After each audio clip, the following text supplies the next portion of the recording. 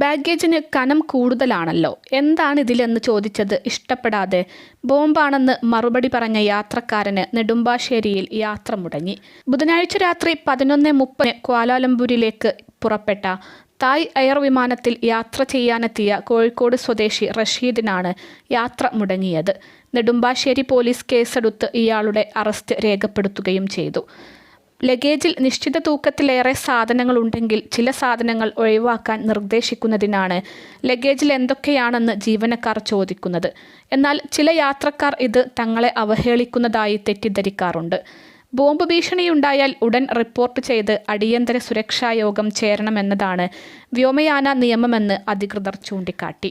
ബോംബുണ്ട് എന്ന് യാത്രക്കാരൻ പറഞ്ഞാലോ ഏതെങ്കിലും തരത്തിൽ ബോംബ് ഭീഷണി മുഴക്കിയാലോ അടിയന്തരമായി റിപ്പോർട്ട് ചെയ്യണമെന്ന വ്യോമയാന നിയമത്തിൻ്റെ അടിസ്ഥാനത്തിലാണ് നടപടിയെന്ന് വിമാനത്താവള അധികൃതർ വ്യക്തമാക്കി. വിമാനത്താവളത്തിൽ തമാശയ്ക്ക് പോലും കയ്യിൽ ബോംബുണ്ട്, വിമാനം ഹൈജാക്ക് ചെയ്യാൻ പോവുകയാണ് എന്നെല്ലാം പറഞ്ഞാൽ യാത്ര മുടങ്ങും. ഒപ്പം തുടരന്വേഷണങ്ങൾ നേരിടേണ്ടി വരികയും ചെയ്യും. സമീപകാലത്ത് വിമാനങ്ങൾക്ക് നിരവധി തവണ വ്യാജ ബോംബ് ഭീഷണികൾ ഉണ്ടായിട്ടുണ്ട്. അതിനാൽ തന്നെ വ്യോമയാന നിയമങ്ങൾ കർശനമായി പാലിക്കുന്നുണ്ടെന്ന് ഉറപ്പാക്കാൻ സുരക്ഷാ ഉദ്യോഗസ്ഥർ നടപടി സ്വീകരിക്കുകയും ചെയ്യുന്നു.